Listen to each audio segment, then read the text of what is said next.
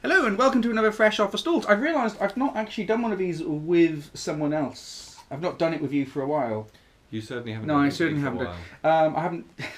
Inappropriate. Oh, it started off already. Anyway, so yes, this is going to be an interesting one because I genuinely feel that it's the first time we've really not totally agreed on something. Yeah, I think so. So, what is it we don't totally agree on? It's the return to the Forbidden Planet. Yes. Yes. A small planet. Planet, yeah. Yeah, small. So, do you want to kick it off or shall I? I could certainly kick off. Completely impartial and objective reviews are us. Yeah. Go on. I can't say I didn't like the show, but I didn't like it a lot. I found the first half was pretty fun, and I loved some of the music that they used. I mean, I'm a big Joe Meek fan, and some of his stuff pops up. There's a great Fleetwood Mac related pun that they use a song for, and that's funny. And it serves its purpose, the music in it. It creates a mood, but I don't know that it always advances the story.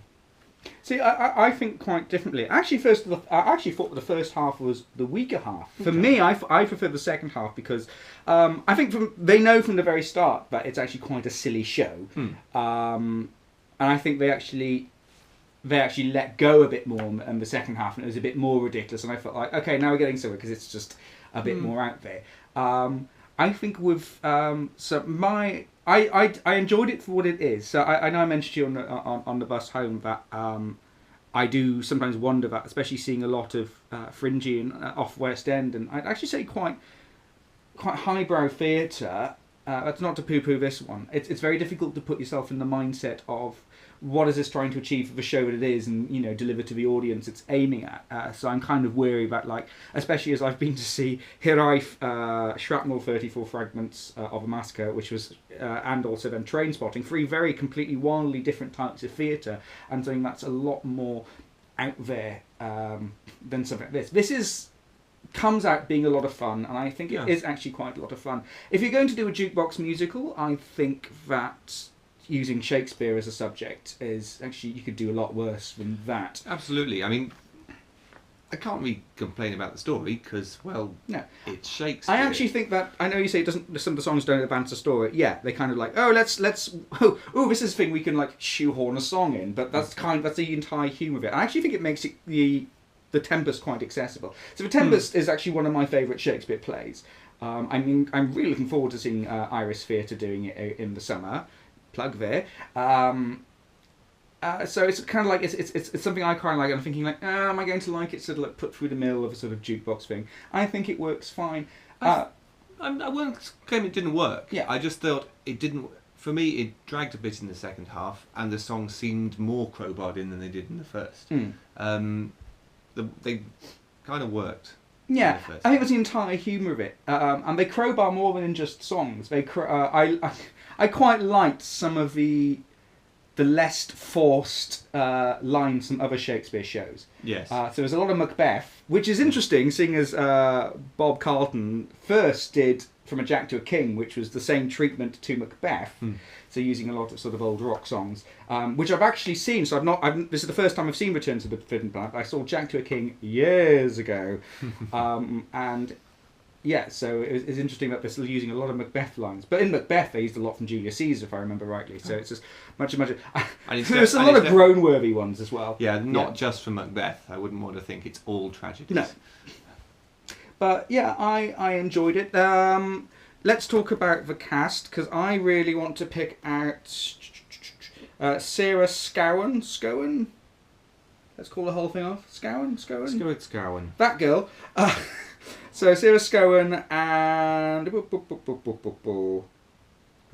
Christine Holman. Great voices on them. Yeah, they were really good. Really handle their songs fantastically well. I think the people who really shine through in this production are the female leads. So you got Christine Holman as Gloria and Sarah Scowen, whatever. I'll get your name right. Sorry. As Miranda, sort of a real power. I think I enjoyed their moments the best because they really delivered a full-on performance in their songs. Musically, they're certainly the best. Yeah.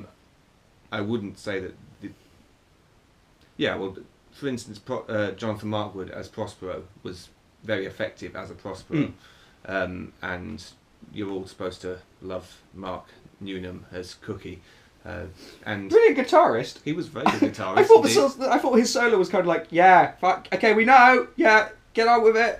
But it's just me being grumpy and critical. Yes, his performance was great. Yeah. Musically, guitar better than singing, maybe a little. But let's talk about the actual bits of Shakespeare in the show, because I think that's what's most interesting, because it's still a very Shakespeare-heavy text. Yeah. I'm not. See, to me, I just think I've seen a lot of very good Shakespeare, and to me, especially with The Tempest, there's some of Shakespeare's most beautiful writing. I think this is kind of lost a little. But then, as I said, this is not a Shakespeare show. No. In a sense, but I enjoyed myself. It was a lot of fun. It does drag a little, and I think in the first half, you certainly think in the second half. I think we both agreed for the encore. Encores would say, everyone stand up and we'll sing several more songs for no reason. It's like, I need to catch a train home to Lewisham. I think that's the only thing. Ain't nobody got time for that. Yeah, but like it's good fun. I'm still not sure what I'm going to give it.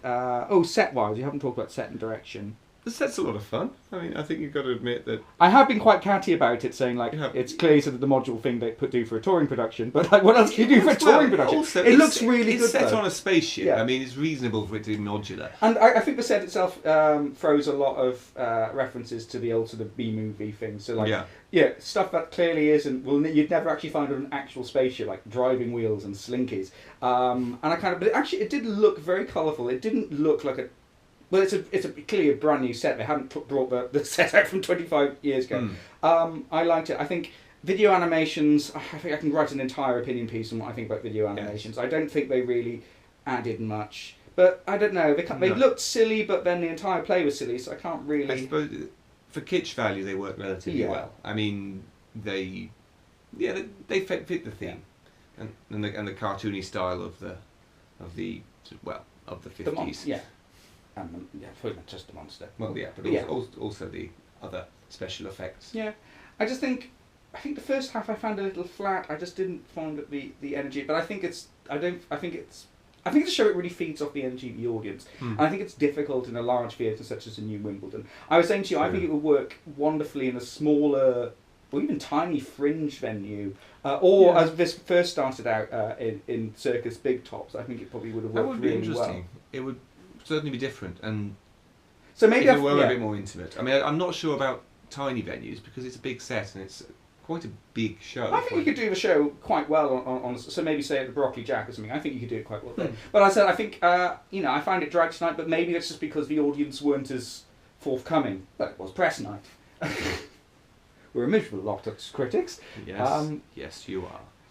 Not that we filled the entire New Wimbledon theatre, but yeah. So I'm not sure about that. But it's a lot of fun. I think if you want just to sort of like have a bit of a laugh, sort of really forget yourself.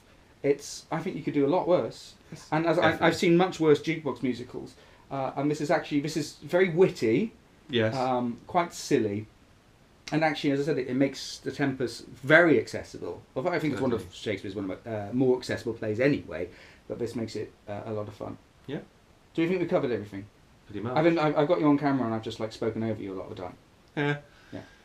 So yeah, I think that's our thoughts for The Return to the Village. No, The Village. No, that's Return. Well, if Michael Knight Shyamalan. Let's go with The Return to the Forbidden Planet. Who's anyway? Bye. Oh, should I say what's live long and prosper? No, that's not. Yeah, it is right. No, live long and prosper. Yeah. Yes. We're leaving. Over and out.